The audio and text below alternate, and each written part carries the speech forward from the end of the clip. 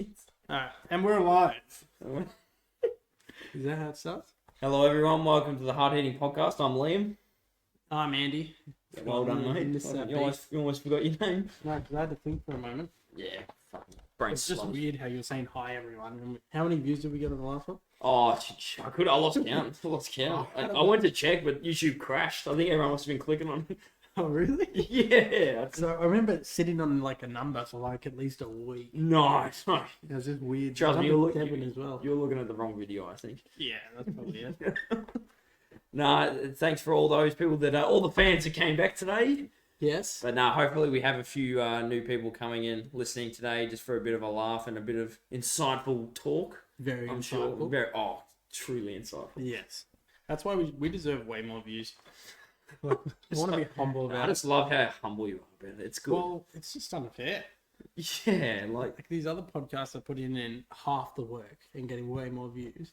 yeah, when we're putting in super Yeah. hard work. Like, how long did it take us to set up today? Like, Oh, with all this equipment that we're Yeah. looking at that the viewers can't see, it took a long time. yeah, the studio didn't build itself, that's for sure. Yeah. I guess we better address, the elephant in the room Yes. because we did miss a week. Yes, we. People are going to be pissed about that. If you check the comment section, they were going, what the fuck? Did you really? Yeah, Oh, they're like- I couldn't. Like I said, mine was crashing, so I couldn't. Did we mention that we were going to try and do it once a week on the podcast? I don't even think we did. So then maybe Oh, so we're all the fans think this is normal. Yes, fortnightly. But no, we are going to try and keep the podcast every week.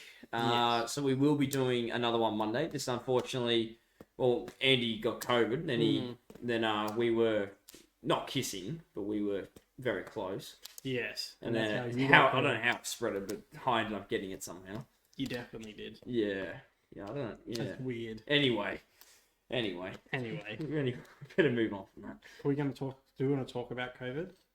Talk about I COVID. don't really want to. No, I think people talk about COVID enough. Like, I think it's. You reckon? Oh, I don't know. Like, what's there to talk about? Like, it's just. Well, what if the viewers haven't had it? Oh, yeah. walk them We've through. got to warn them. Warn them about this disease that we heard. Yes, so I went to the doctors and I did this. It's called a rapid test. Yes.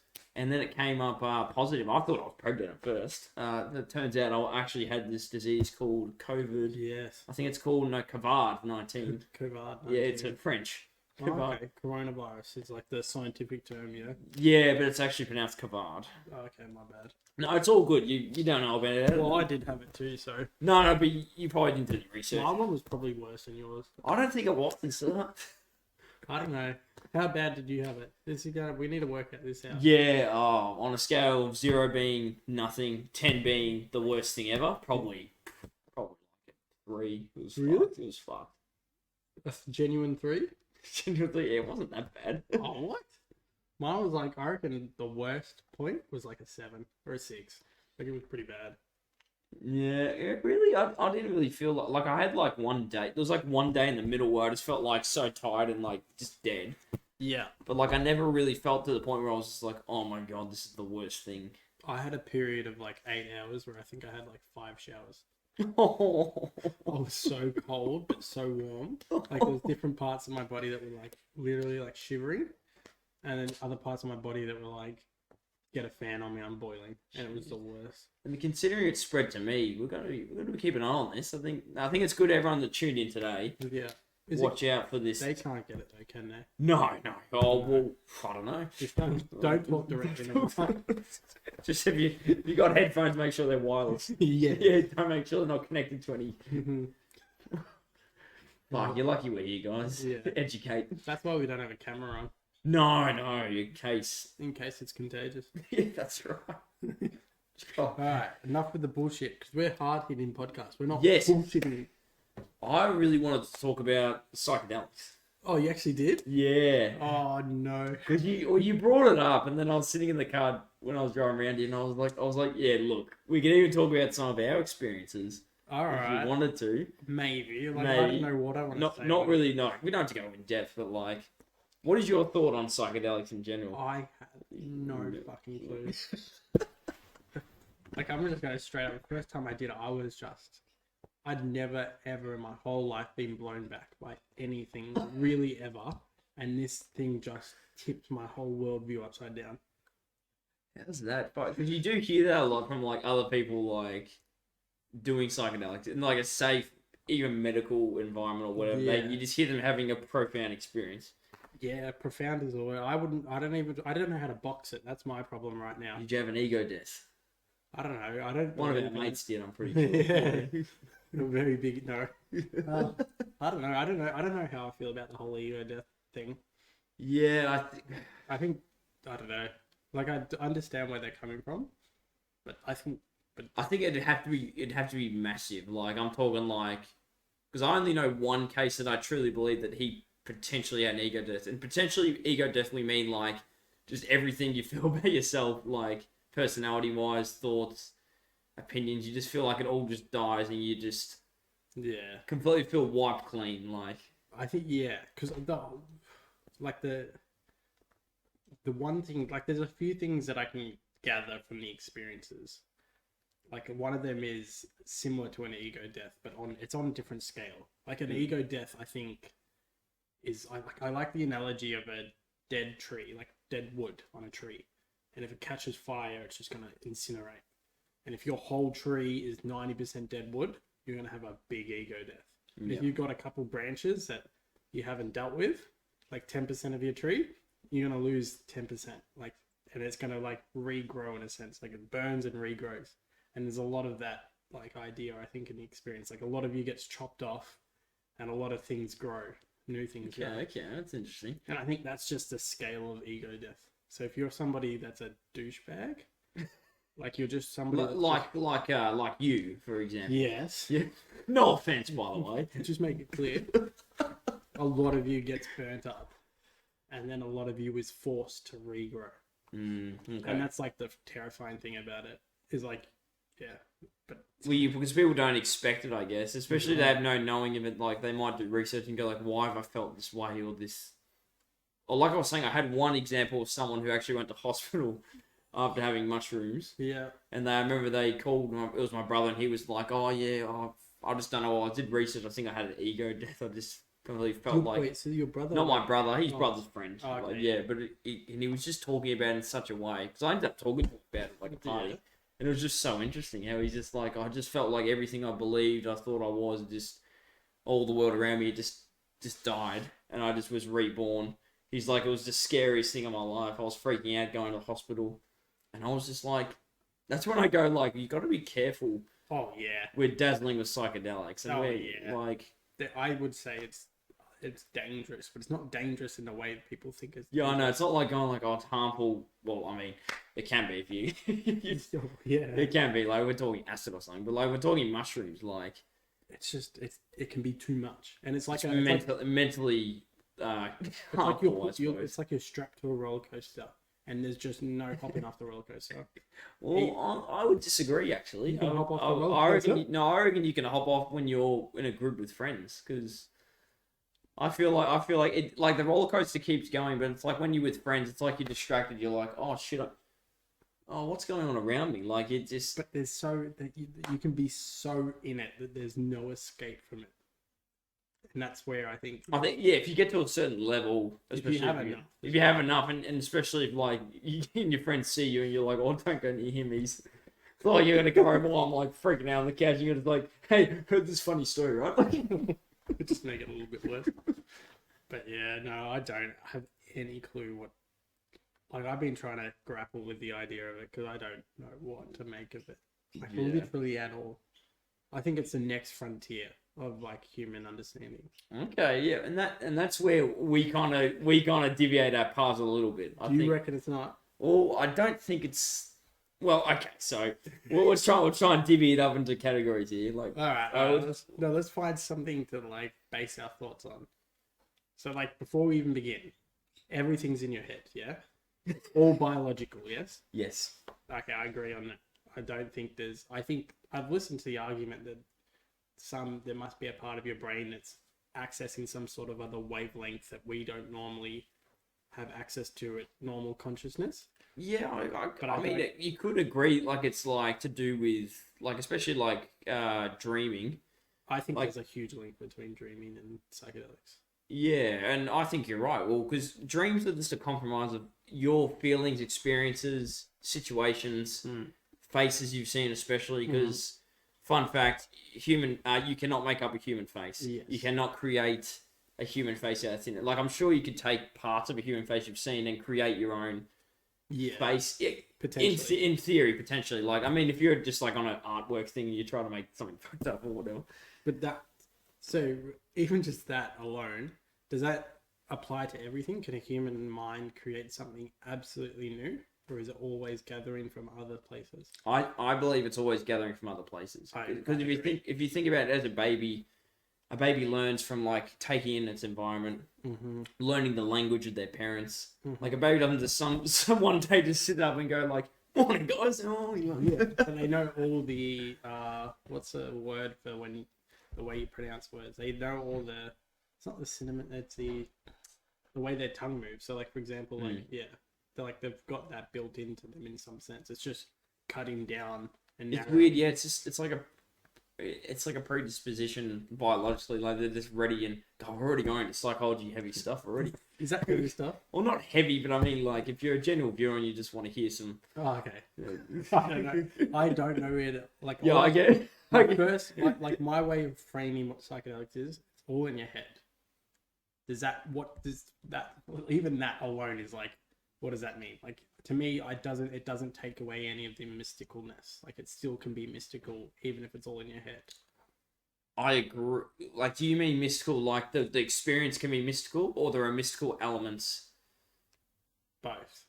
I think. Okay. But I would presume that whatever. So this is where like the next step would be.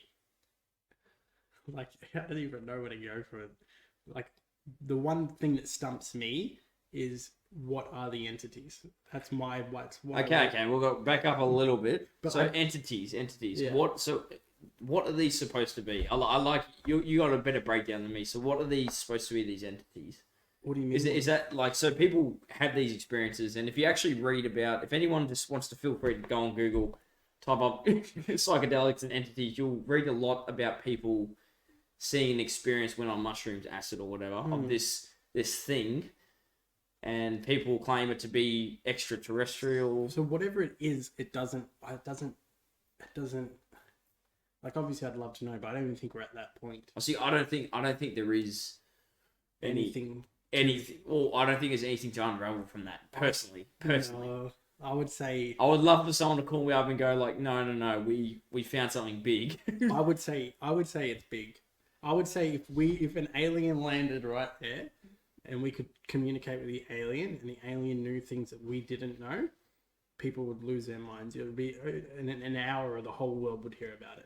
But I think it comes down to a number of different things. Like, let's say science fiction films, people potentially seen just imagination, past experiences. But I just think it's all formed in a psychedelic sense. Yeah. And then they create this entity that they've seen. Okay, yeah. But then what is that entity based on? That's what I'm saying. Like, if I say, like, let's say I've watched Star Wars my whole life. I'm an absolute Star Wars fan. I'm not. But That's complete opposite. He fucking hates Star Wars. But let's just say I'm a huge Star Wars fan, right? I know all the Star Wars. How do you hate Star Wars? Anyway, sorry, I hate it. I just don't get into it as much. But anyway, so let's just say I'm a huge Star Wars fan, and then I have a psychedelic experience, and then I meet like a Star Wars type entity, and the way I describe it, everyone's like, well, it just sounds like you're just referencing this from a movie. Yep.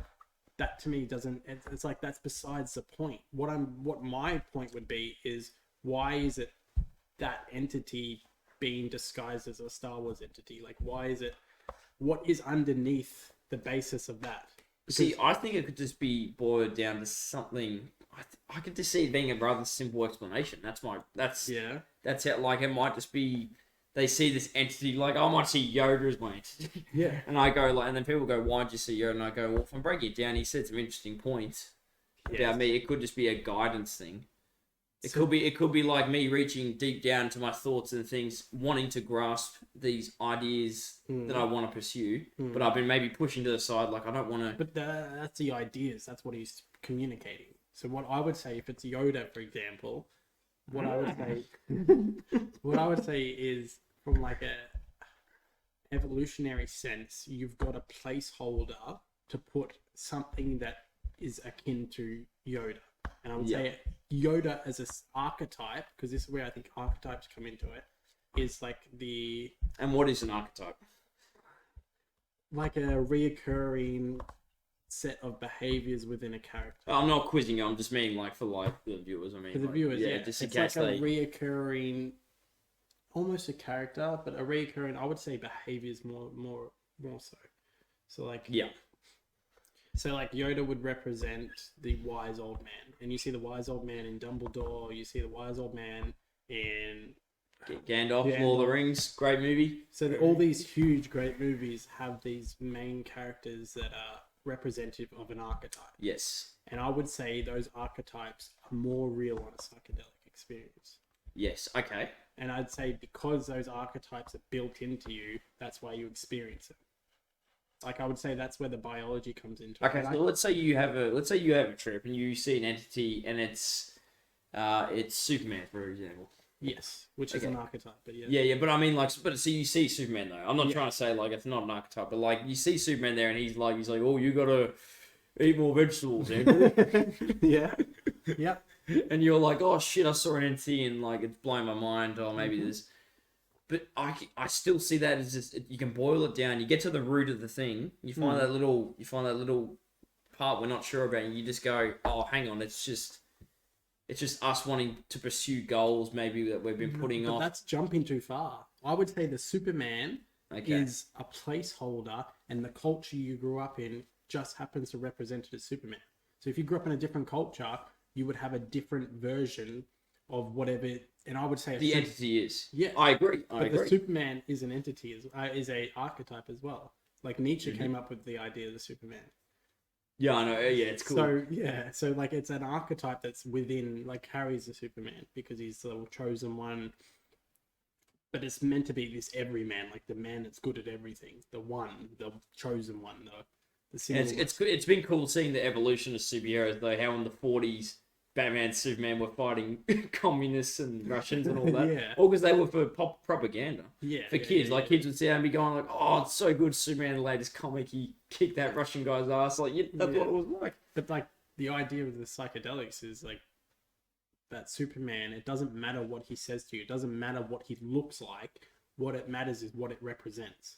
Okay. And like in a symbolic sense. And in a symbolic sense, to me, it says straight to archetypes, which like that scares me because then it's like you're born into a world and then your culture decides how you dress up archetypes that are built into your mind, and how you dress them up might determine how you behave. Well, in a sense, yes. It's like when that can be like with other cultures, moving to another country, and they got all these ways of doing things. Like maybe they're very religious, and that's why you have those meetings at work. Like you've got to be very careful what you say to people from different cultures because you don't want to offend people because they're grown up. Because that is the environment they grew up with. Yeah, they grew up with their family. It's good to say they're Christian. You're in a Christian family. You're growing up going to church every Sunday. I read the Bible every dinner. I don't know. Is that something you do? But that's a part of the environment, obviously, they grow up in. And then that would shape their psychedelic experiences. Potentially, yes. I would say. Well, it would. It definitely. Like they might see Jesus instead of Yeah.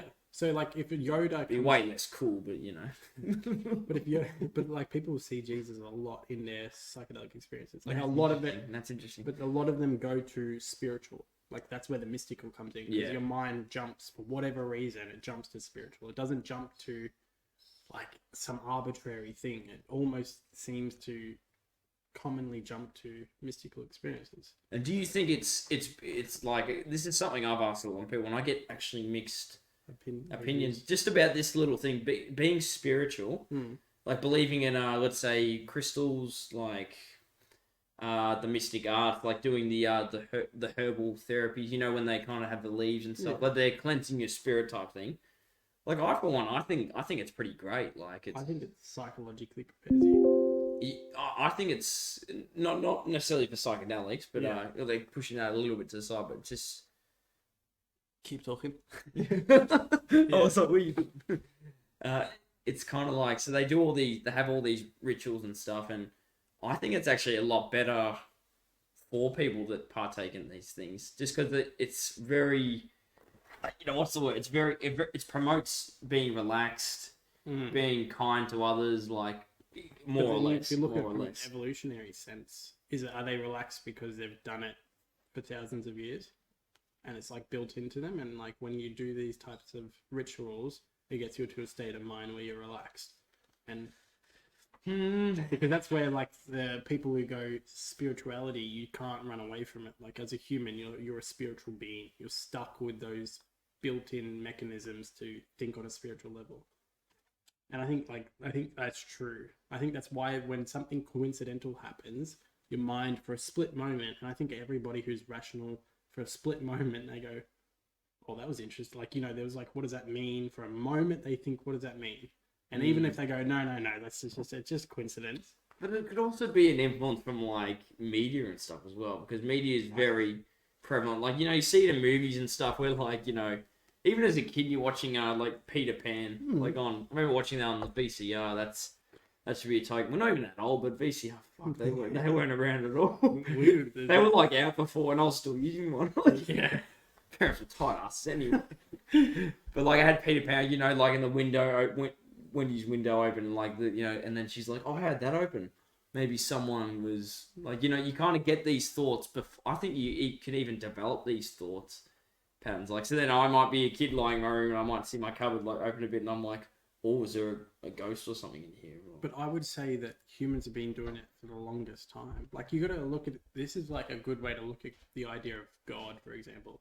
Like before we knew anything, when we were like fucking cave dwellers, the wind and like a thunderstorm was an indication of God.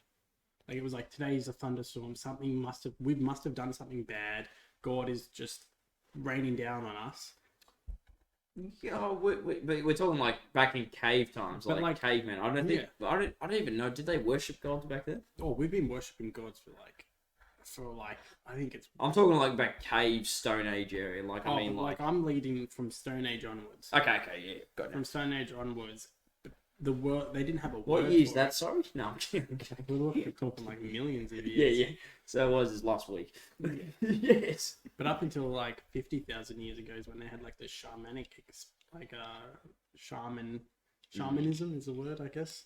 Like within their villages, that was just commonplace. Like the world it was you and the world had its own will, and that will was like whether now we just go it's a world. There's no will in the world. Like a thunderstorm isn't an indication of God, but I think the way that people used to think would have to be in that way. Like they would have to almost like justify what is happening in the environment. Like, and I think the ultimate justification was God. Like it was just the easiest place to put ideas. It's like, why is this happening? Because the ultimate being said so. Oh, we didn't pray for God last night, so that's why it's raining today. Yeah. Like there would be a lot of justification. Like, but they could even do blame as well. Like, he did a shit in that trench outside. He didn't wipe his ass properly. God is angry. But it's where sacrifices come from. Because, yes. Because like sacrifices, when you don't even take like the extreme ends, like something as simple as, am I going to work today, prepares you for tomorrow, which prepares you for the next week, you're sacrificing an X amount of time for something else. So then when you take that theory and it's like, let's try it in a different way. It's like, what happens if I sacrifice this young boy? Like, will something good come out of that? Because like, but then it's good. It's funny that you test this hypothesis like back then. But people were. Yeah, I know that's the. But imagine that they do. But there'll be days when they did it, and then the next day, sunny. There's more wildlife, and they're going like, "Shit, this is a great idea. Yeah, let's just kill a child every night." Like it might be. Like, but it would. I think it would be animals they would have tested it on first. Like you'd hope so. What they would have done was like they would try it on a cow, nothing. Unless you had a kid and you weren't really thrilled about it. Sorry, Johnny, you're the. But we definitely deviated. But like, what? No, don't be silly. What my point is that I think whatever God represents as a placeholder has existed for a very long time, and like you can't run away from it. Like you're stuck as a spiritual being. And that's kind of like it's embedded in society, People say God all the time, which I never understood. Like I've always thought, why do people say, "Oh God"? It's Oh, funny. Jesus. I say those two all the time. Oh Jesus! And people say it during sex, which is just like that's to me like hold on a minute, like you don't even need to be saying it, but people do. Yeah, I think I'm saying that. Oh Jesus! Oh Jesus! But like that's what I don't like. I'm like, why we bother with the word if we're all like atheistic people?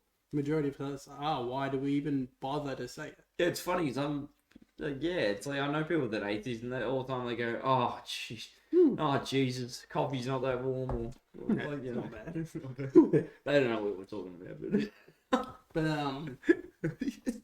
like I think there's just no running away from it. I think we're spiritual. There's definitely no way of running away from it. A lot of people just go, all right, well then I'll meditate, and I'm like, look, you're probably better off meditating than doing anything else. Like in terms of just playing the safe card. Meditation is good. Yes. It is very. Do you reckon it ticks a box of spirituality?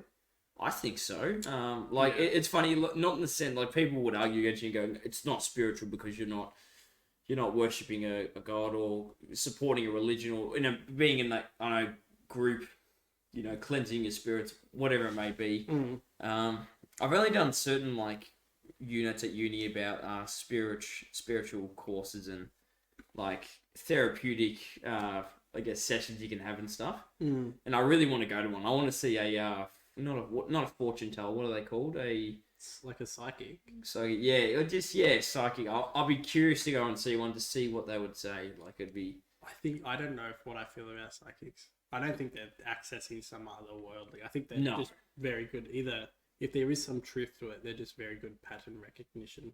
I think so. Like people come in, people usually come in, they're emotional, and they might go, something in your life is troubling you. If you've got a good intuition, like I can judge people pretty quickly. And I know it's not accurate all the time. In fact, it's probably majority of the time it's not. But if you've got good intuition, I think in a 30-minute session, you can predict what somebody's going through. What's funny, I remember back in high school where, you remember Caitlin from high school? Caitlin?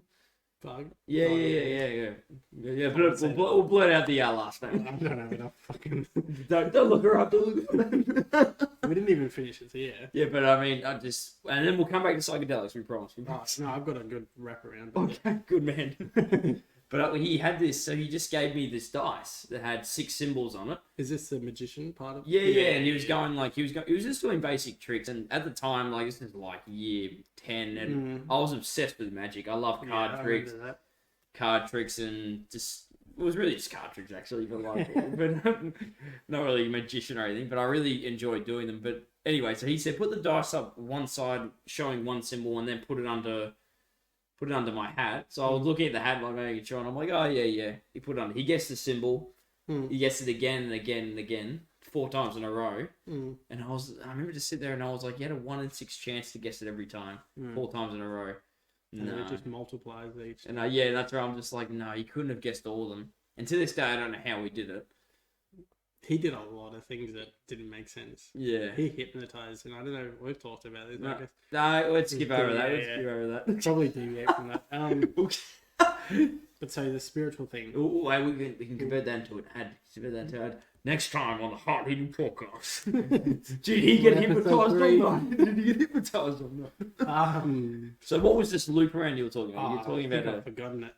Where were we last about psychedelics? Okay, well, we'll be right back after this. I definitely had a loop around. We're talking about how it came to. We came to the spiritual part on talking about religion and everything. So I guess in summary, we could say like your environment, your religion, and what you grew up with is going to shape an entity you potentially see. Yes. In a psychedelic experience, which I agree with. Absolutely. Okay. I don't know if this was the original wraparound. Yeah. With entities. Yeah. This is another thing that stumped me. And I guess maybe to backtrack, but tell me if I've jumped too far. What is the entity and what is you? And that's kind of like, because I would say from a phenomenological perspective, you aren't the entity in the experience because the entity's relaying information to you that's novel. And the weird thing about it, and I was thinking about this the other day, is you're kind of throwing theories in the experience. Like you'll have an experience and you see something, and it's usually a symbol in some way. Like it represents something. And for a good 5-10 minutes, you're actually trying to figure out what this thing is. What is it trying to tell me? And it's not until you find the answer that everything seems to snap and make sense. Like that's a weird thing about it. Is like it's like you look at a figure, and you know the figure means something, and you're like in The Simpsons, when how Homer's like he's getting pulled apart, and he's like trying to say like, is it because of this? Is it because of that? Is it because of this? And then eventually he says the right answer, and they all start clapping. The trees start clapping in The Simpsons. Oh movie. yeah, that's right. Yeah. It's that's pretty much it. Like, but except without there's no pulling of the like. I don't remember that part, but I do remember seeing like figures, symbolic symbols, and then I would like throw out answers, and I knew they were wrong answers once I threw them out, and it wasn't until I threw the right answer out that everything just changes, and the whole experience goes like it not congratulates you, but there's a sense of accomplishment, I guess. Yeah. Like, okay, I got it. Yeah, that was the one. That doesn't make sense because it's like you had the answer. It's like you knew the answer. I believe it's a matter of you had to pull that to your conscious mind, because when you think, when you're sitting and you're like, shit, I know I forgot something. I know I forgot something. Very similar to that. Good example. Like it's because you just maybe you haven't created a strong enough neural connection or pathway for that memory. So that's why it's hard to. But then you can like think of other words or experiences like gym, sweat towel. That's what I forgot. So then, on the opposite end of that, what is it when the entity or the symbol or whatever it is that you're experiencing is telling you information? See, I do believe the idea in that sequence that the idea you are getting information from the entity technically in that dream sequence, but it's still just from you. I believe. I agree that it is you as a whole. Yeah. But there is a line between you as an experience and you and whatever this is, whatever the entity is. Like, I think there's a clear distinction between the two, and you are the one that's receiving the information. And you aren't technically the one that's presenting the information, although in large part it is you.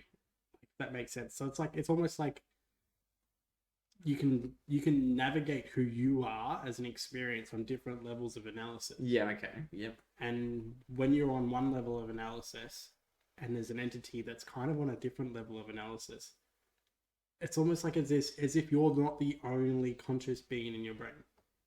And that's how I kind of perceive it. And I don't know, like, that's just from my experience, and I don't know what to do with that information because I don't know if it's true. Like, I would say it. I would say as extreme as it is, I would say it's not.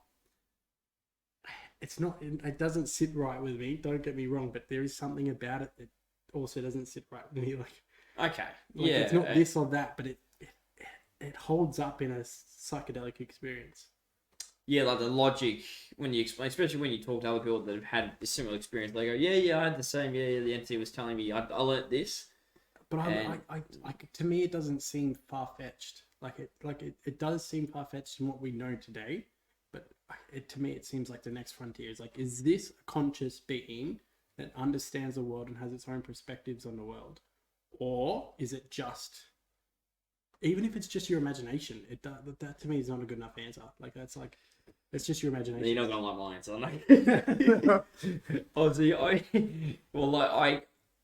respect that viewpoint. I go like I can't sit here and go like, "Oh no, you're wrong because I did my research." But it's going like I understand where you're coming from. Like, and I think I'm still on that fence where I'm kind of like going like I'm open to new interpretations. And if someone down the track 20 years from now goes like, "Oh, actually, this was actually partially true because we found this, these statistics or these findings doing neural tests or whatever, blah, blah, blah, blah." But at this moment in time, I do believe it's still just your conscious mind relaying the information. That's why when you're guessing and going, talking to the entity. What is your conscious mind? Because even that, like, you're going to have to define that for me. Because that to me was like, because the first thing I thought was, holy shit, what are those entities? And then like for a week of thinking about that, I went, holy shit, what am I? And then that's where I went, It's getting deep.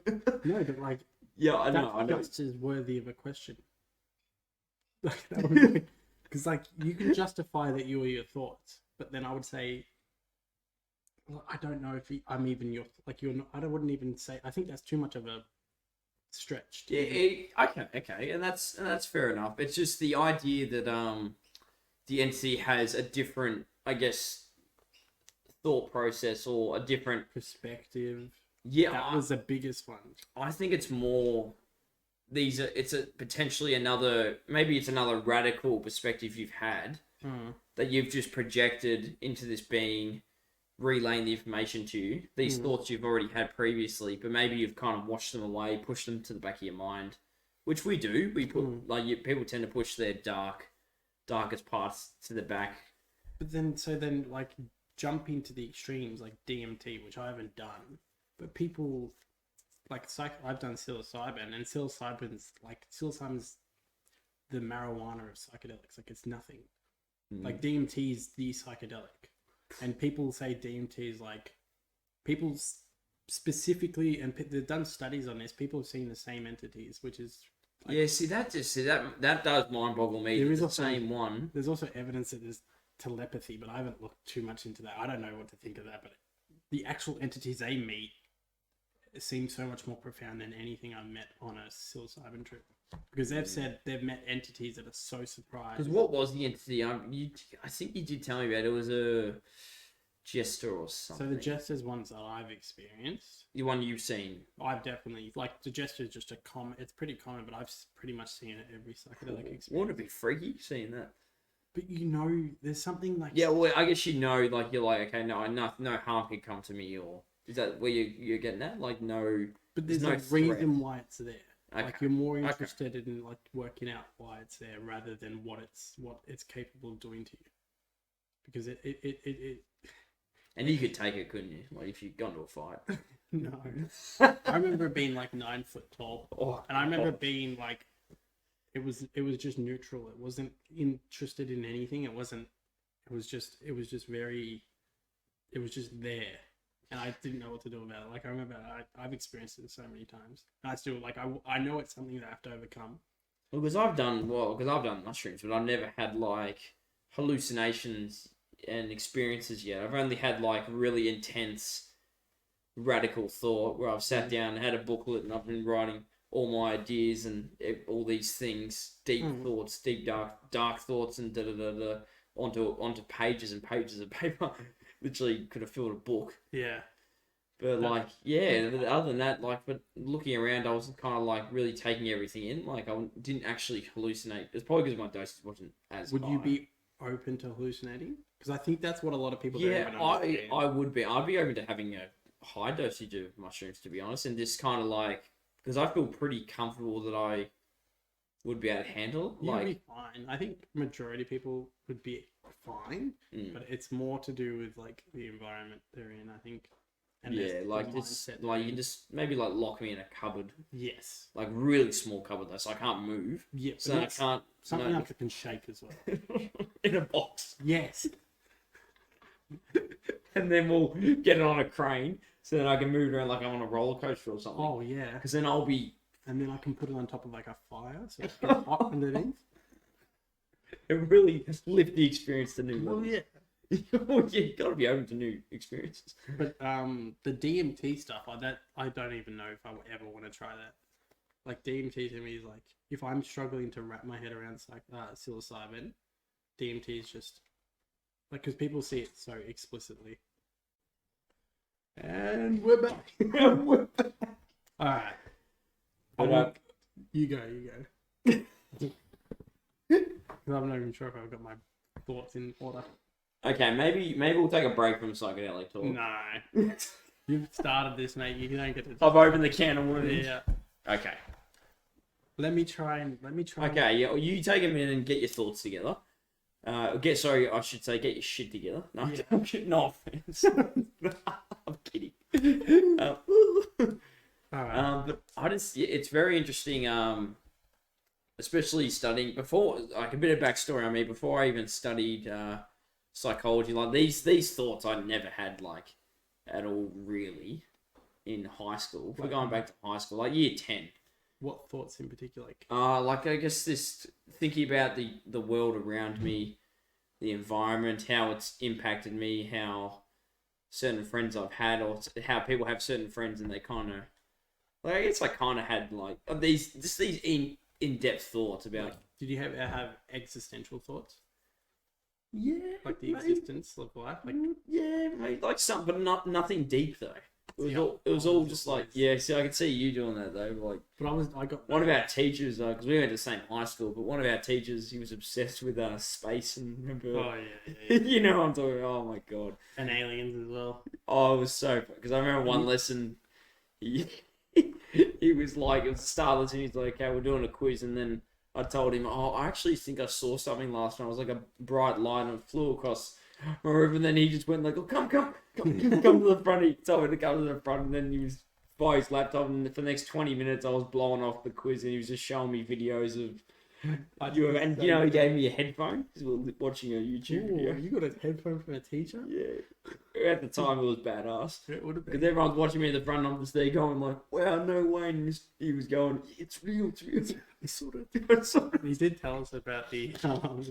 He had his accent was, what's the No, accent? he's a lovely teacher though. No, but what was the accent he had? Like, of the. He was Chilean. He was from Chile. It's just, he had a very. He had a heavy accent. But Yeah. he was like an awesome guy. Like, we got so much flack, but I loved him. I'd talk to him about the same thing. Oh, he And would it have was so loved. He would have interesting 'cause loved he was you. the Yeah. physics and chemistry teacher. He was probably the most intelligent teacher we had. Oh, I don't know. Small was pretty good. Smallman was too. He was too erratic. Well, probably the cocaine he was sniffing. Just telling everybody. Yeah, he did. First lesson we had with him, he was like, hey, back in the 80s, cocaine was our drug. I did cocaine all the time. And then we were just all like, right. I think they did though. Oh, yeah, trust me. Trust me. It's good. Alright, let me try and. I think I've got an understanding. Okay, so where are you? So have you figured it out yet? Like, of all the psychedelic stuff? Because we've only got 15 minutes. We're doing only an hour. I think we'll do an hour. We always keep it to an hour sessions. So We'll try. got to keep it on the. Alright, so. Okay, so entities So even potentially aren't a part like that. It is all part of you, but it's potentially a different mindset, maybe opening. See, it's interesting to use mindset. So, I would say, and I don't know why I think this, but what do you think about like the whole left and right hemisphere? As in, do you see it as two brains type thing? No, I just see it as coming from uni. You know, they teach. It's like it's hard for me to just branch out perspectives pretty quick because you got these professors that are going like, this is how the left hemisphere works. This is what the right hemisphere does in terms of language development, blah, blah, motor skills. So it's hard for me just to go like, oh, they're two different. I believe that they have different functions and together they make your complete brain. So if you could describe them as two brains because they have different functions. Yes. Like one's in charge of the language and motor skills. Yes, so that's left hemisphere. Yeah. Yeah. And then you have your cerebellum at the bottom of your brain. Yeah. Well, that's probably the most important one to have. Yes. All your motor skills, unconscious movements. Yes. If you didn't have that, well, you're all fucked. And it controls your breathing. So, from a phenomenological sense, when you think linguistically, when you use words, you're using your left hemisphere? Is that a good way to say it, or is it? That'd be the way best, I guess, basic way to put it. Yeah, like it's being like, yeah, used to shoot out and kind of create, the understanding of the learnt words you've already. So where would you place? I don't think they even have an answer for this. Is there an actual place where you could position consciousness in the brain, like? What like But the reason that we're like awake and lively, like just in general, is there like a part of the brain that's turning that on? Is that what you mean? Or is it like I can't help but think it's experience. Like I think the whole idea that you're in control, I think that's kind of being debunked, the whole free will. Like, I think free will across time is a thing. Like, for example, you can change how your actions across time, especially in longer time periods. But I think in shorter time periods, you're kind of stuck with what the world and where you're going in your own sense. Well, you kind of are, because the building blocks of society, like you can't just suddenly go. I can't just go wake up on like tomorrow and be like, oh, my neighbor was really loud last night. I'm gonna go next door and I'm gonna shoot him, because that's going against the building blocks of society for one. Well, but society regardless. Yeah, but that goes against the free. I guess what you said, free will. I can go and do whatever I want. No, I can't. We live in a technically free country. No, I meant like free will as in like what you want to do as Liam, whatever you are, decides what happens. Like, I would say that's to a degree, there's some truth to that, but a lot of the time it's just... Yeah, it's weird though, isn't it? That's an interesting one, because, depending on where you grow up environmentally, like I might, if I lived in a really... Christian. Yeah, I'm going to come back to Christians. Sorry, I have nothing against Christians. Oh well, no. But like a lot of your actions are just built upon your experiences. Yeah, absolutely. Well, like I'm one of probably the 3 people that go to the movies once a week. Yeah, the cinemas. But you're not really going to the movies. You're not the one deciding that you're going to the movies. You're kind of just acting on something that's being built into you.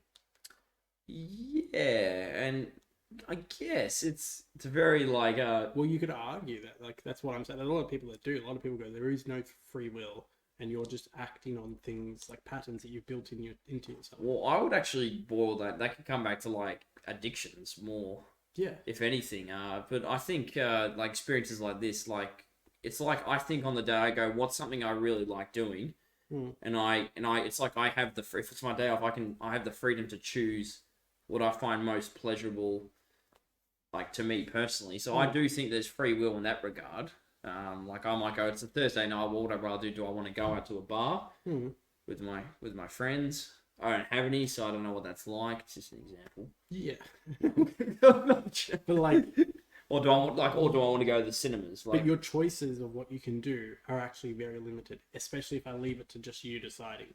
Because you can only come up with the things that you want to do, and the things you want to do are only... But then other elements would come into play, though. Like, just say I was struggling for money, I'd be like, oh, I'm not going to go to a bar. But like, it takes... No, but yeah. But then that kind of takes away a bit of freedom. But there, using the what we started on with the face, like humans only come up with faces that they've seen.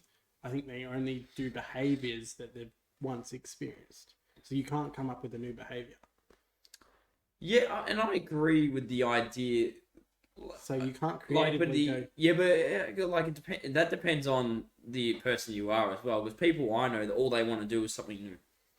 But whatever new is just taking like it's a new face, but it's not a new face because you've taken parts from other faces.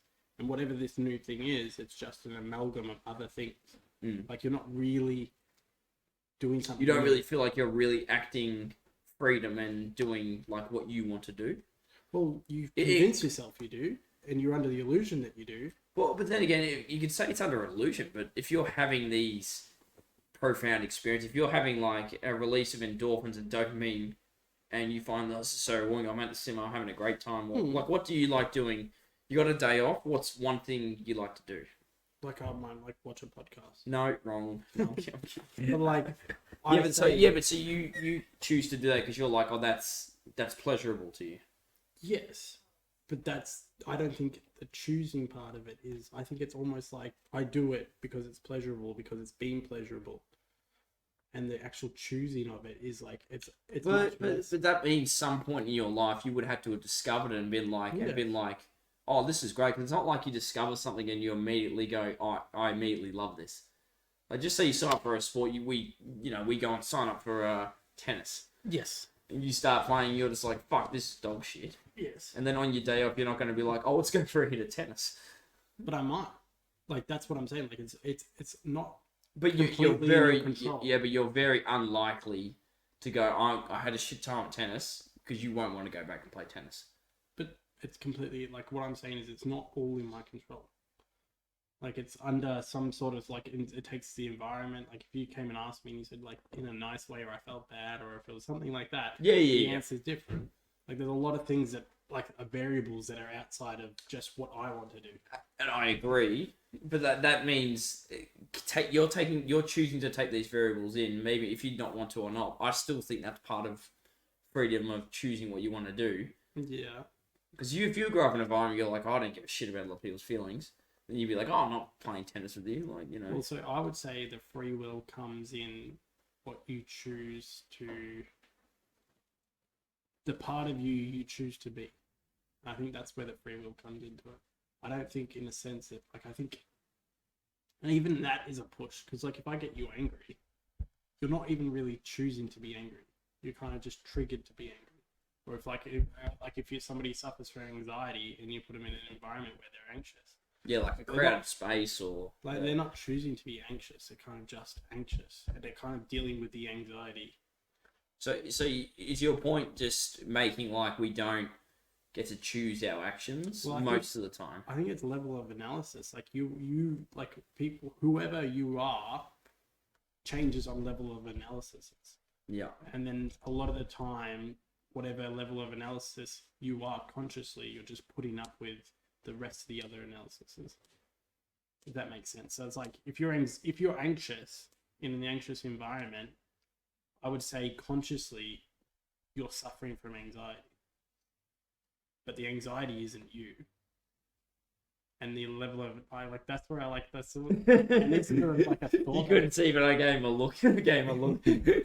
So like for example with depression, I think depression is even more clear. Like people who suffer from depressive thoughts that are like, their thought patterns are like, you suck, you're the worst person ever, you should and it goes dark, and then it's like you should just like kill yourself is like usually like I think the last.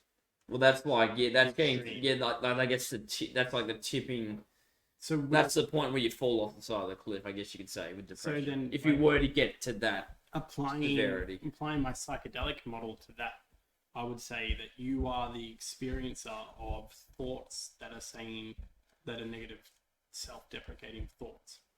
And I would say the thoughts that are self-deprecating towards you aren't you. You're the experiencer of it.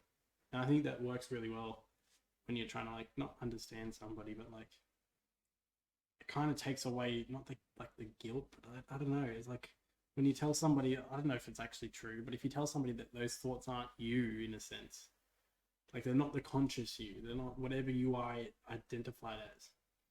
Because like I used to think the idea of when people said, like, because I've watched podcasts of like neuroscientists say that there is no free will, and that's like kind of. Well, but if we're going off the basis that depending on your experiences in environments, what you grew up with, and what you find pleasurable maybe as a child, and that's going to branch to your adulthood. Like me with movies, like I grew up with movies as a kid, VCR all the way, baby, and then you would be like what's something you grew up with as a kid that's still meaningful to you today? Music, like guitar. Music and guitar, yeah, that's an easy one. So yeah, like stuff like that. So then that's always going to be pleasurable to you, like listening to music, maybe listening to a guitar solo or learning to play a new song. Do you find it pleasurable to learn a new song, or is it frustrating? Not when I used to, I liked it a lot, but now I'm because I'm like at a level of skill where like you're just too good, really too good. No, but like I'm able to just play a guitar. Like there is a certain. Yeah, I know. I envy that so much. But it's not a hard thing to get to. That's a lot of people don't understand. I know, but it's like just a good year of practice. Yeah, but that means I got to do a year of it. I can't just know it now. But a steady, like half-assed year of practice, you can come out of it being able to just play. And I'm at it, like I just play. Like I'll pick it up and I'll just play. I mean, I can pick it up and play. Not brag, but smoke on the water. Don't smoke on the water. But it's high. Okay, well, let's regroup for a sec. So what we're talking. So just to summarize what we talked about here. So we're not just jumping around. Right, I want to keep talking. Yeah. Okay. That shit. Okay, we're not summarizing together. But let's just summarize what we're talking about so far. So far. Is that okay with you? So? No. Psychedelics. Okay, yep, go. Summarize one. Psychedelics. Wow. Yep. Entities. Wow. Are they something else? Are they just you? And Can they do both? if any viewers are listening this far, please, or like just comment below what your thoughts are. Even if you have done these substances or not, whatever. Just I want to get some com- who's has done it a lot. yeah, that would be interesting to talk to them about it. Especially if they're really like pro a certain way or direction, like that would make it. But please comment down below any thoughts or experiences maybe you've had, and maybe maybe you agree with one of us, you agree with neither of us, and you're like, you both are fucking idiots. Probably. Like, and I'll be fine with that. I'll be like, okay, thank you. But please, let us know, and well, hopefully you've been enjoying it so far, because we're gonna keep talking. Yeah. We're not stopping. Okay, continue. Okay, I can look at you. You're trying to. So we'll try and backtrack the summary. So free will. But hang on, are we going right back to the start? Wait, okay. I think it's better to go backwards because Work from the front back. Okay, so free will, as you were saying, free will. So free will, and I'll just like reference like a little experiment that I saw. So like this is a good indication of free will, and then I think it's a good backtrack. Okay. So like this guy brought in these influencers, like Instagram influencers, and he showed them a series of his photos. And he was like a middle-aged man, like a boomer, and he was like trying to get their opinions on what they thought of the photos. And he scrolled through maybe 6 photos, and in the background he put these certain items that they weren't in the like. They didn't really even notice them. That's the whole point, was that like they saw the main photo, which was him and his kid, I think. But every now and then there would be these objects in the background. And then he told them, all right, so what do you think of these photos? And they were like, oh, they were pretty shit. They were like giving him banter. And I was like, good fun and laughs. And he's like, all right, I want you guys to go into these other series of rooms. And each room was different with a theme. And they had all these other items. And I want you to pick one item. And I want you to take a selfie with that one item.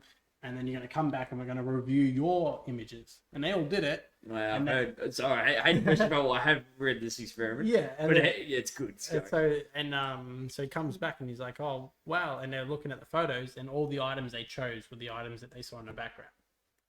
So, which is very interesting because very, very interesting. Because it also plays with free will, because in some sense they didn't pick those items. The items were. It's funny. I just think it's interesting how they were like, "Oh, such shit photos." So wouldn't they have gone, "No, I'm going to avoid these items because they are associated with the shit image that I saw." Potentially. And wouldn't it make sense if they went, "Okay, I saw this little dirty old plastic plant in the background with this kid, and it was a shit photo, so I'm going to disassociate that and go like, no, that's no, that's a no." As soon as they see it, they go, "Oh, steer clear of that because it's associated with a bad image." Wouldn't it make sense for them to grab something else?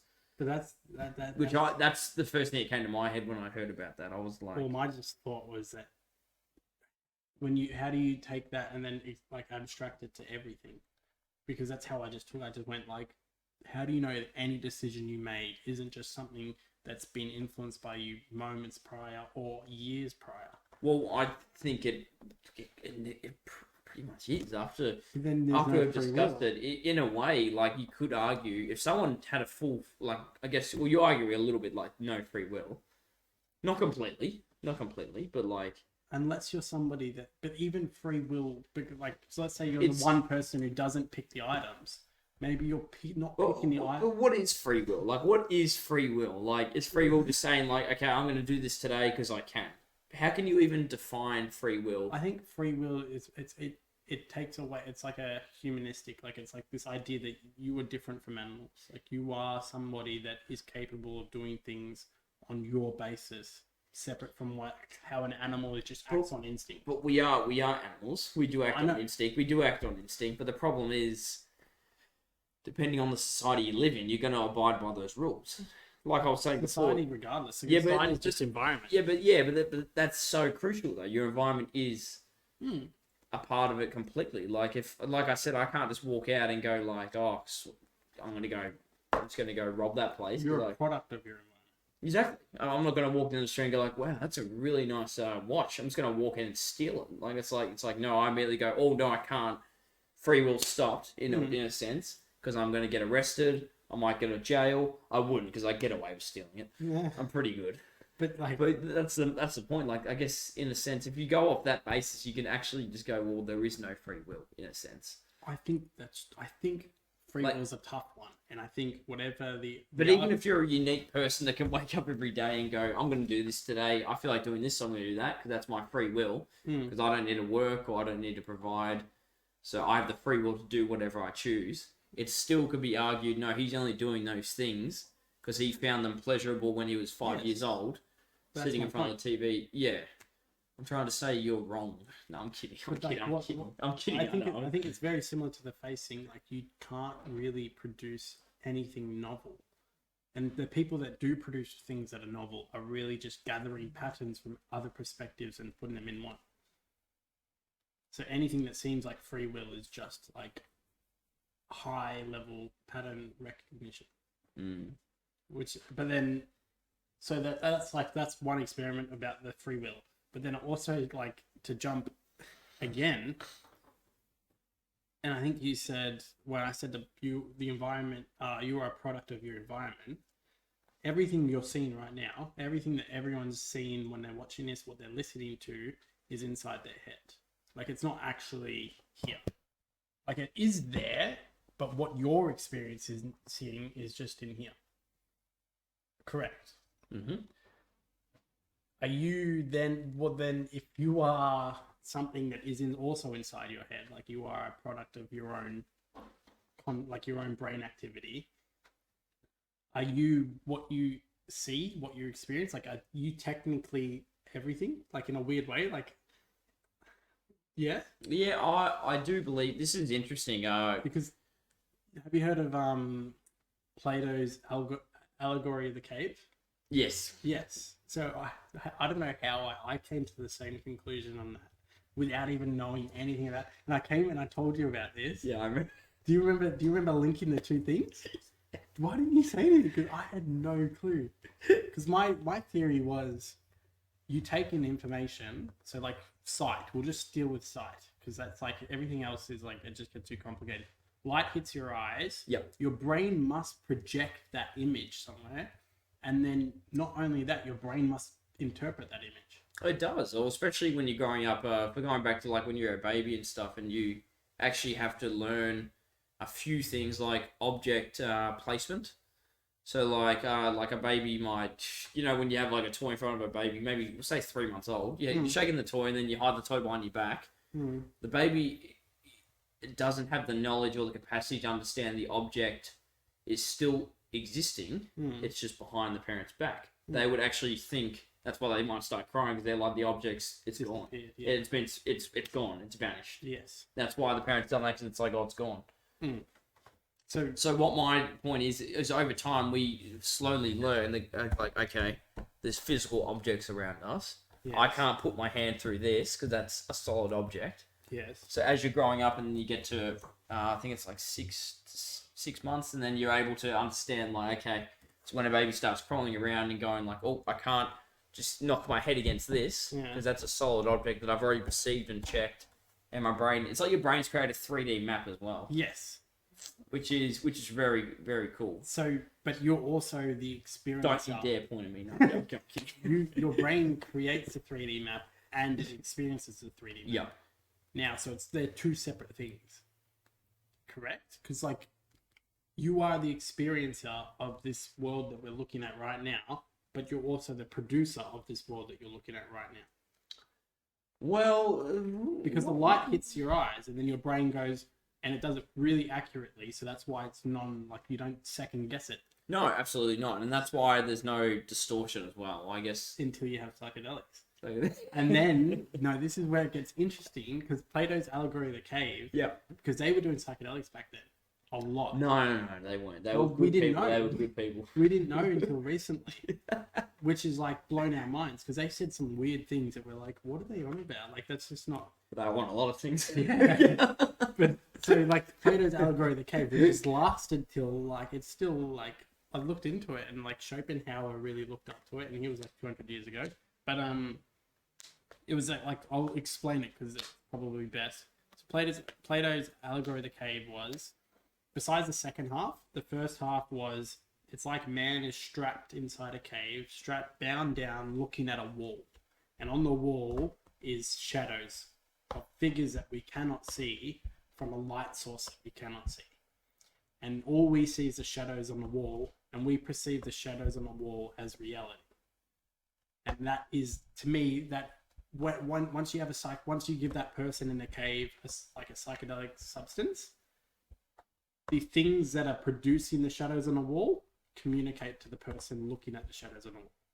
And I think that, like, my hunch is that's 100% true. And whatever the things that produce the shadows have their own interpretations of the world. Okay.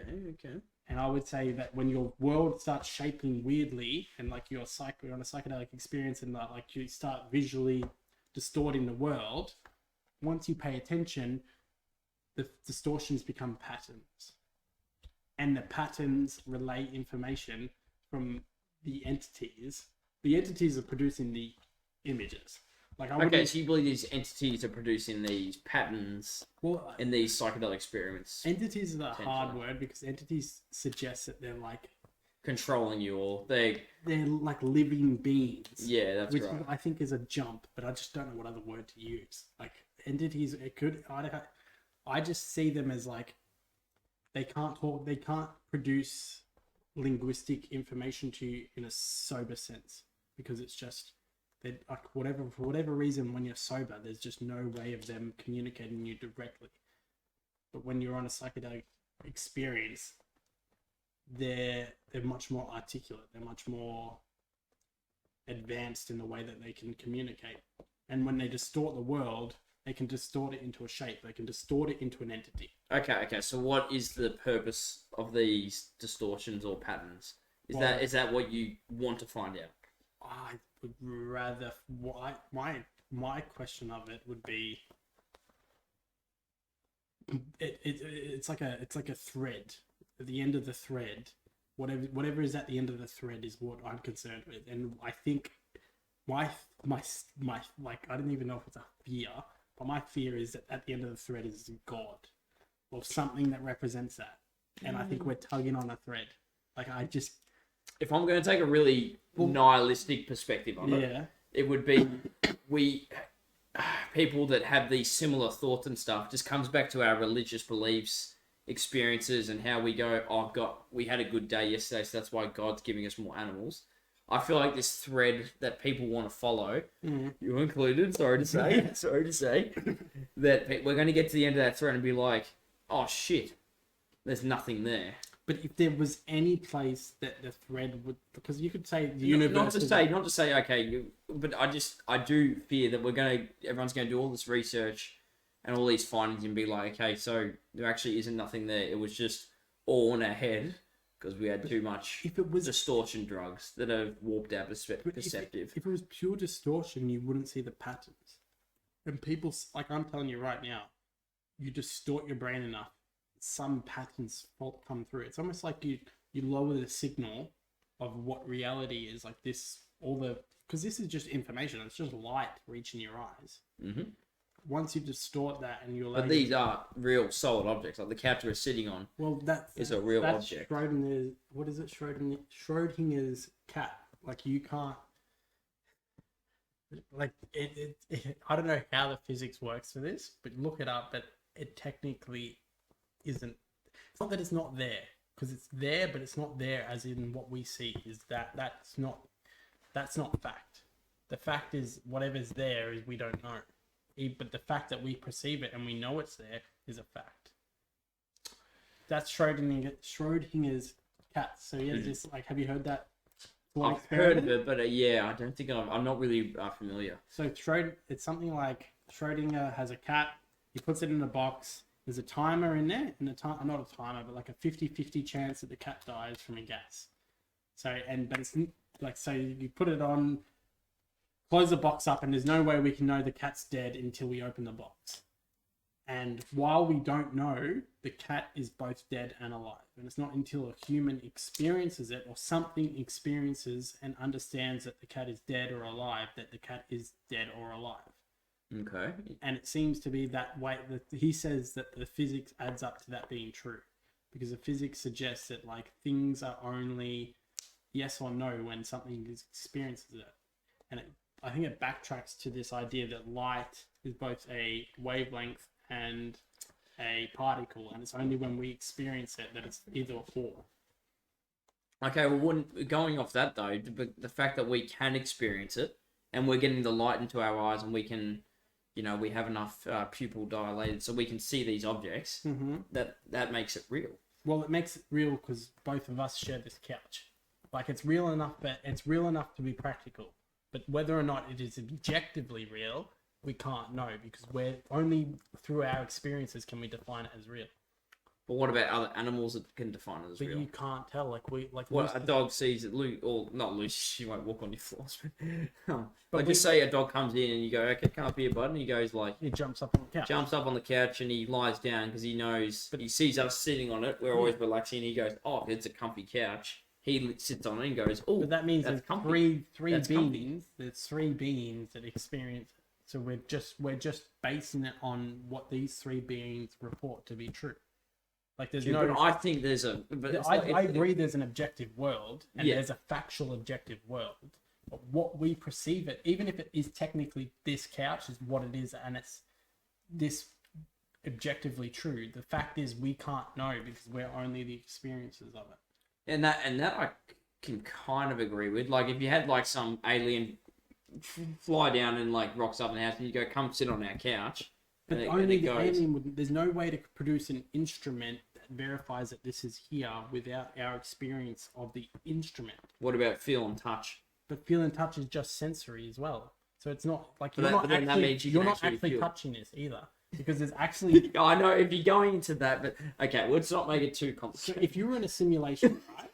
If you were in a simulation, no, but this is where this is a genuine argument. Yeah, like, okay, if you were in a simulation, you would perceive this to be true, and it's kind of where like this whole, how people are always talking about simulation theory. Well, it's like it's like where you go. I can see where you're going. Like with VR experience, like you can like there's like a zombie apocalypse one in Melbourne. Like you put the VR on, and you can like hide behind obstacles. Yeah, But you're actually just crouching down behind nothing.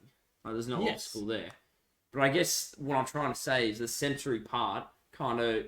but the sensories aren't facts. Yeah, but it's what's the word? It's It subjective. cements it and makes it believable. That's the thing. But it's only believable because you think it's believable, John thinks it's believable, Sam thinks it's like everybody thinks it's believable. Therefore, it's believable enough to base action on. Like, if we all think this couch is a comfy couch, then there's no reason to question whether or not it's a comfy couch. Even though there's no way to actually confirm whether or not the couch is even there. Like the same theory that, like, you can't confirm that I'm a conscious being. It's the same thing, except it's just based on objects. And it's not to say that it's not true. It just means No, I know that's what you're trying to say. what it's meant to say is whatever the truth is, we don't know. Because like even the light is just, it's an abstraction. Like light, like color is just something that your brain has produced from wavelengths to identify things differently. Sound is just different wavelengths identified differently. Like I think all sensory is just wavelengths at some point. And if it's just What is so? Yeah. all sensory, Oh, dude, it definitely is. Like, especially like depending on like how like extreme the touch is or the feeling sensations are. Like you could associate that with a wavelength. which is just mathematics, which is the truth. Like you can base everything on maths, but you can't base everything on an objective reality as if it's there. You can base it on an objective mathematical reality. So like if we were to be in some type of matrix this whole time in our whole life, I think, and I then don't think we are. no, I mean, like, it's all hypothetical. Yeah. Like, but the Matrix is a concept that has been created and made up, right? Mm-hmm. Because maybe they read rather research or they just made it up and they were like, oh, this sounds pretty cool, a cool movie idea, blah blah. But the thing is, people can watch the Matrix and be going like, shit, we could live in a Matrix. But the point is, you can apply external things to our lives pretty simply. Yes. When it could be simply, this object is here because I can feel and touch it. But the feeling But you can see the object. okay. But you got to find another avenue to confirm its existence. Okay, let's say I got a bunch of people and I say, what color is this couch? Wouldn't it make sense if the object was potentially a distortion or it was different? I could say that this couch. But it doesn't matter that we don't get other, because there's no other species that can really tell us, because there's no other species as intelligent as humans. So there's no other species that can come up to us and go like, no, this isn't actually like a couch. Has another function. But there is, because there's other humans that understand that, like, we see this and we go, this is a couch. But technically it's just atoms. Like, whatever level of analysis you choose to perceive it on is up to you. But the factual analysis is it's just atoms. That's base reality. So, like, when you say this couch is a color, but so what? Well, what I'm saying is, so then if you backtrack to the Plato's allegory, when you say you experience something, it's so subjective that there's just no way around it, especially based on that same Schrodinger's cat. It's like, whatever you perceive to be reality isn't actually base reality. It's just something that you're perceiving. And we all just agree on it because we're all the same species. We're all perceiving similar things. And we just call it fact just to make life easier. When in actuality, it's just atoms. And it's just wavelengths. And it's just photons. Like there's a simple... Yeah, okay.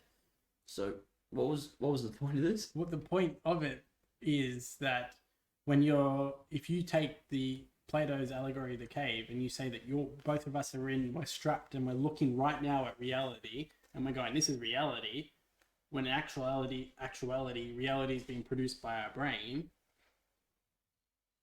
I would say then how far back? Yeah, okay, so coming back to psychedelics, because that's what we've branched. Yeah. Yeah, so you're kind of implying that when consuming psychedelics, like let's say DMT, that's the one that's gonna get crack the most nuts. Crack the code, crack the safe. Yeah. So okay, so you do some DMT and then you start seeing patterns and all that. Yes. Do you think this is us seeing the truer reality? Is that what you're implying? Neither reality is more true than the other. Okay.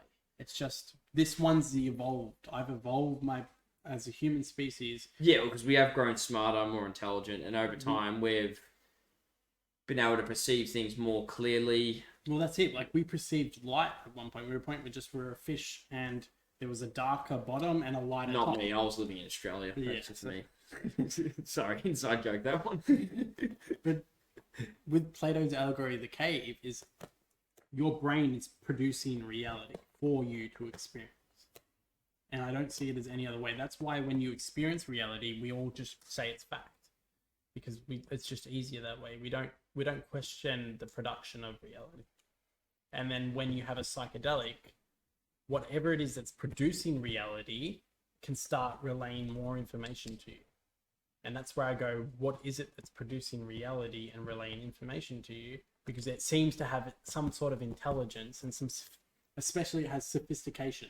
What if the idea that we couldn't understand what we were seeing back in like long time ago?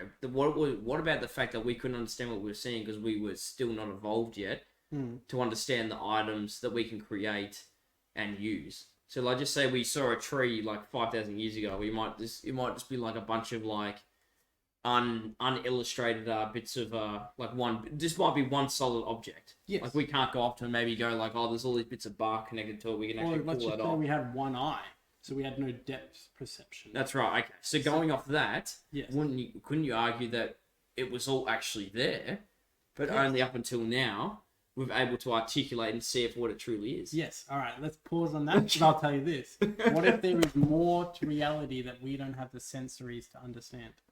Well, I think that's perfectly reasonable to say that, to be honest. So then, so going off that, but then it's going from that, how do you not know that psychedelics, and this is the external theory where it's not in your brain and you're accessing some sort of external wavelength, how do you not know that there's a wavelength right here, right now, that we don't have the ears, the eyes, the nose, the touch to pick up on, that when you have a psychedelic experience, for whatever reason, you now have the capabilities to understand the wavelengths and experience the wavelengths, because that's the external theory. The external theory is like that. I see that as a bit of a jump, though, in a way. Well, just with psychedelics, I mean, I think being the I guess the pathway to that experience. I think it just might be we're jumping somewhere that's not related to it at all potentially. Well, I would that's agree. That's how I see it. I would agree, but the strongest point I have for the external theory is that's who's to say that's everything else. Like your eyes, if you would never evolve to have eyes, the idea that there's something there that's producing a color, that's producing some shape, that has depth, that would just be so far beyond your imagination because you don't even have eyes and nobody's ever had eyes. And who's to say that there's like not a sense or an organ that hasn't been developed over time to pick up on these wavelengths?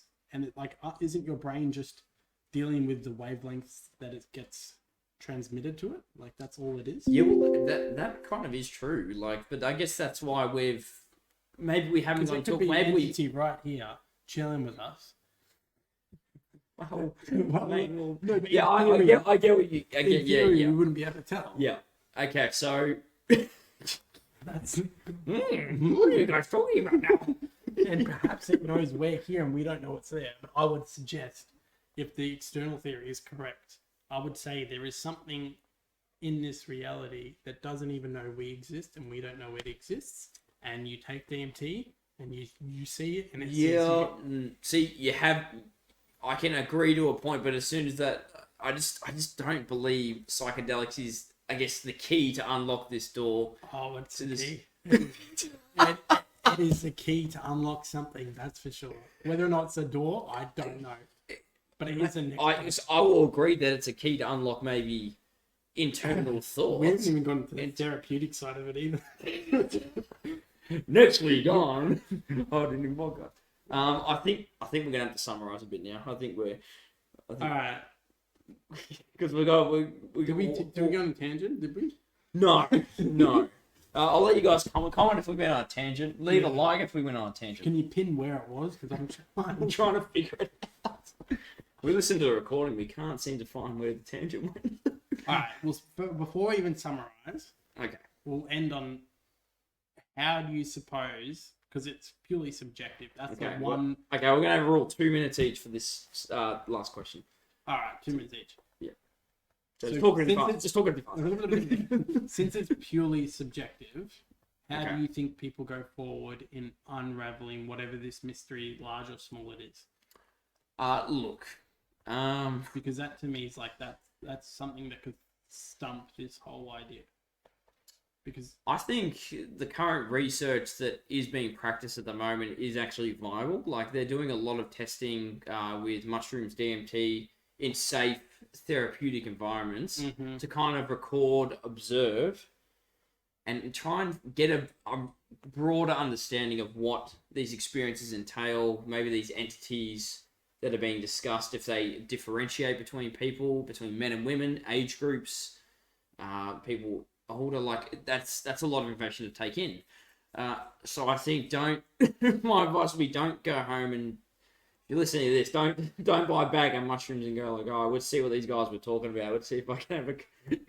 Because I still think there's a lot of risk. Give it 3 to 5 years and I think all of society are going to have to battle whatever it is.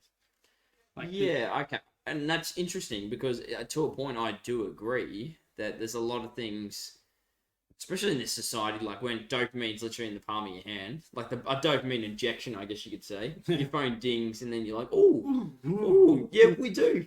Not me. I hate it. Where's my phone? Fuck. But yeah. So that's why I think like mushrooms will come to a point where people are like, oh, I'll have mushrooms, I'll have a cathartic experience, that'll get my life back on track. But no, warning. Let the science go up.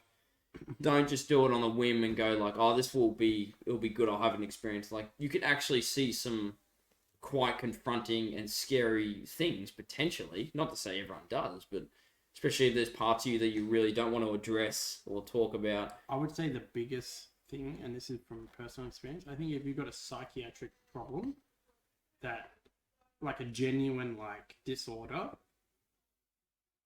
psychedelics probably won't help you.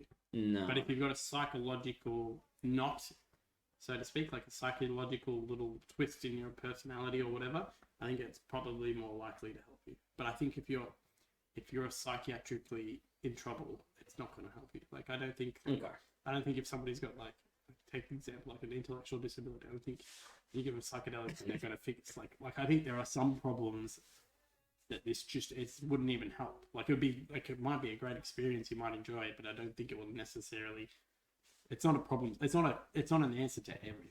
No, definitely not. That's why, as we're talking about this, that's why we're saying it now. Just take it with a grain of salt. Right at the end, when they got halfway and they were like, "Well, that's interesting. I'm gonna go get some mushrooms." That's good. We told them at the end. We should always say at the start. Or try and sprinkle it across the whole thing. No time for that. We've got to get our points. But I think once they find out what it helps with, what areas it helps with, I think that's when people will be. I think at one point everyone will be like, it will be like just common conversation. I think like an existential crisis or just a crisis in general, like in.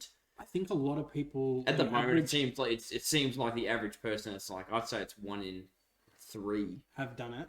No, not much. I mean, just going through a bit of a crisis at the moment. Yeah, and at least where we are, it's gonna change. It's gonna radical. If we found a way to give it to the common person in a safe environment, like in that coffee or something. Yeah, a mocha. But no, if we found a way to. If we found, like, let's just say they ended up making a facility where people would go and they could do it, the whole world would change overnight. Like, that's mine. But like I said, they'd have to have a form created, but we're not going to talk about that. But like this would like just a form that would like indicate like if it's a safe process for you to do it. Like if you're ticking going like, have you had suicidal thoughts in the last week? Yes. Do you have schizophrenia? Yes. Are you mental disability? Yes. Okay, great. Here's 6 grams of mushrooms. Like, no, I don't. I don't think it'd be like that either. But I think you'd have to have a massive process. What I'm saying is to make it a safe, organized facility, because they do have them at the moment. Like, it's a thing. It's not like we didn't just fucking make it up. It's just emerging. It's not. It's still. No, it's not. Yeah. Oh, definitely. But it's. I'm saying it's around though. Like it's actually real. Yeah. In the sense, like, for more research purposes. The research part of it's still, like, it's at its early stage. It's still. And we keep putting a hand up to volunteer, but they keep sending us back. It's weird. Radical thoughts. One more question. Disruptive. No, wait. I'm not going to end if you want, but... No, I mean, no, we'll keep going, but I mean, like, last question. Last question. This is the one... Until my next fight. I think this is the next big question before everything we went on. Was probably another 10, 20 years for other people to actually intelligent people to come to a solid answer. Yeah. But I think the next question is, do you think the therapeutic benefits that people get from the experience, from the drugs, come from the experience or the experiences that they have on the drugs, or the actual chemical state the drugs make them? Well, I think it's a combination. Like, I don't see how you could see it otherwise. Like, because just say you're having DMT, these chemical changes in your brain is stimulating parts like to an extreme amount, especially like hallucinations and your visual sensory. So then you're starting to see all these distortions and like these visions and all these things. So then that's communicating. It's like I guess you could say it's unlocking all these parts of your brain, all these deep memories maybe you've suppressed. It's like you've got no barriers anymore. Everything is kind of turned to the water. All the walls come down. Everything just starts flooding around. Everything's washing around your brain. Doesn't necessarily mean all the bad things are going to come to your mind. You're going to have a terrible time. No, it just means that anything's possibly going to come to your head. The walls are down for the bad things. And depending on how you're feeling at the time on that day, if you were just thinking about work, and then you might be thinking about past work experiences, future work, or where do I want to be? Like, it really depends on your thoughts and feelings at the time as well. Because I find it very interesting that people post their experience. They say that what they experienced is the reason why they've changed these habits. Like, people will be like, I saw Mother Mary and she said to me to do this, and now I'm doing this. Yeah, interesting. And it's like... Yeah, I know, it makes you go, like, oh, okay. Because, like, I don't think... Without going off track again, I don't think they saw Mother Mary. But I think Mother Mary is a character that has been produced over time and cemented in the psyche. And when people feel that character with ideas of Mother Mary, and then they experience it. It's like the Great Mother. That's what the archetype. Like I can't help but think there's a thread there, and if you keep pulling the thread, you're going to end up looking face to face with God. Like, and okay, and then that's when I jump in and go with the real, I guess, my more realistic sense. Oh, what? We just had a full argument about what real is, and we're pulling the realistic. Yeah, we're just being smarter as well. But you know, I worry that the idea that people need something to be there, and finding out there is no God, no spiritual entities. There's no. But there is spiritual. Okay, we won't go on an argument again. But just my point is, I just worry you pull on that thread, you get to the end, you're like, oh shit, there's nothing there. Like I doubt it that there's nothing there, but I just don't see that being. Like, see, I'm afraid it is. I think it's more terrifying to suggest at the end of the thread there's something there. And this is coming from somebody who grew up purely atheistic throughout my whole life. And now you see that not really on you. You see that as more everybody else, don't you? Well, the thing like is, everyone is finding out about this. I see if it's on me, and I've thought about this, then like it's just gonna it's gonna be such a worldview change that I wouldn't even be able to like cope. Like it's as simple as that. It's like if my hunch is correct, then I'm like, it's just like it's too much. It's like it just flips your whole worldview upside down. My advice would be to not get consumed by these thoughts. That's my only thing. Like I understand, but if you're going off the society we live in today. And the experiences we need to, and the things we need to do out of going back to free will, like your free will choices. Like, I just wouldn't. It's not viable to get consumed by these thoughts and. But I don't see like I'm a very absolutist kind of mindset. Like for the idea of God, if there isn't a God, then nothing matters by definition. And then if there is a God, then everything matters by definition. And if this is a thread to God, like if this is a little thread that the answer is there if you tug on it, that's just like that's it's not even fascinating. It's just beyond like comprehension. Yeah. Oh, it would be. Like no doubt about that. It's almost like this is how I look at it my own personal view. Was like I was stuck existentially like worrying about this thing before I did psychedelics. I think you remember, like maybe 9 months ago.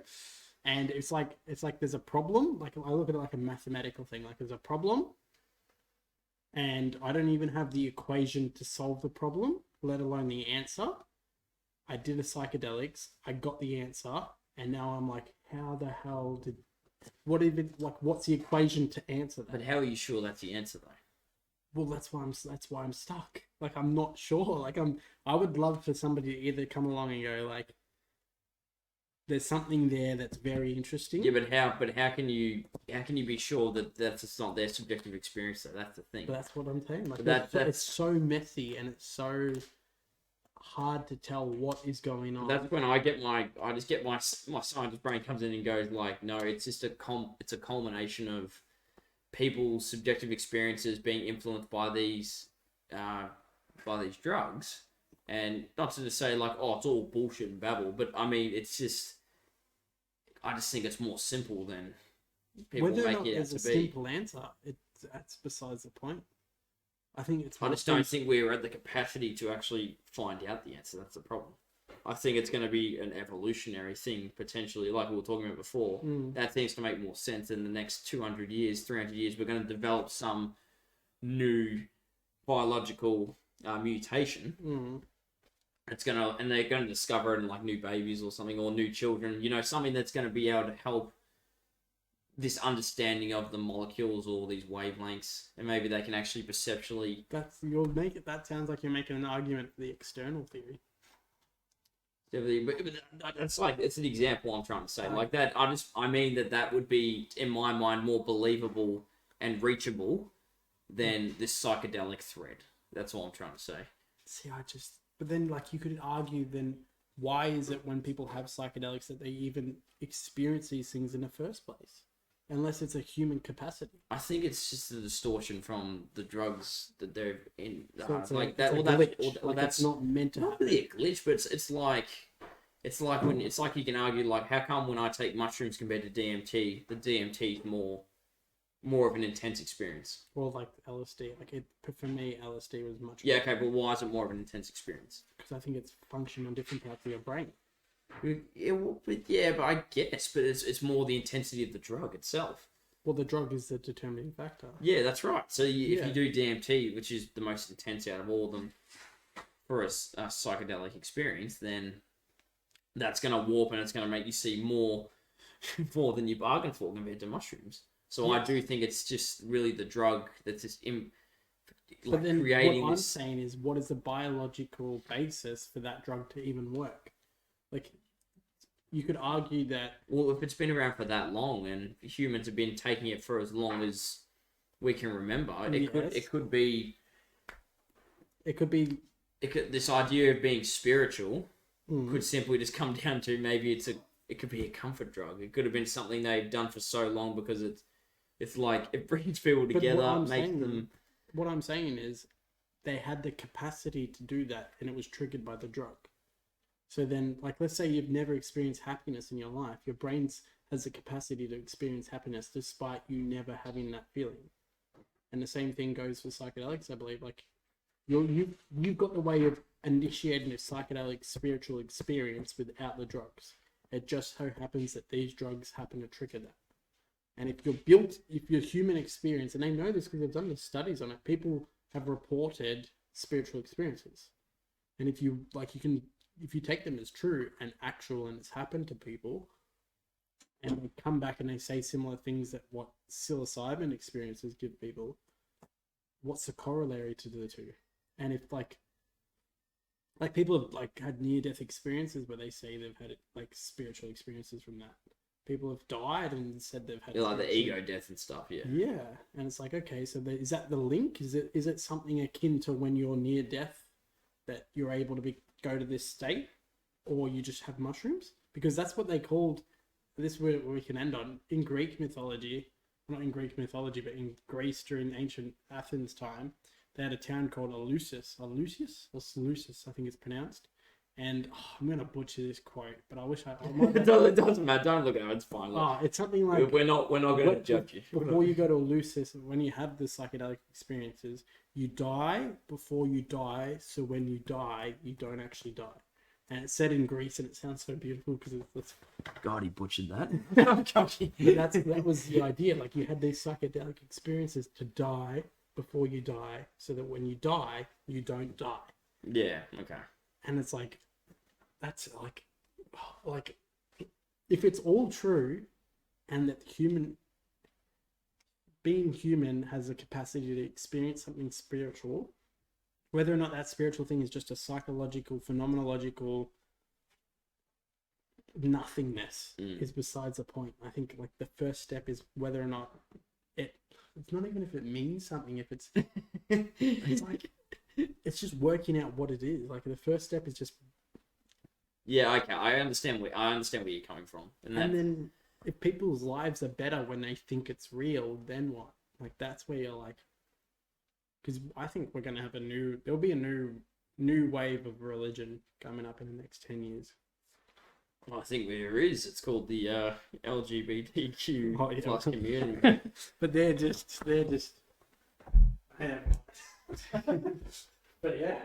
Oh, we don't mean that in a negative way. I do support. We don't? we do support the community. It's just as if you did watch our last podcast video, we just had we have many concerns, I guess you could say, about the creation of this community and just the exclusion, like the perimeter they've made for themselves. Oh yeah. In terms of if you agree with these points, great, you're allowed to come inside. If you don't agree with one of them, then I see a couple. I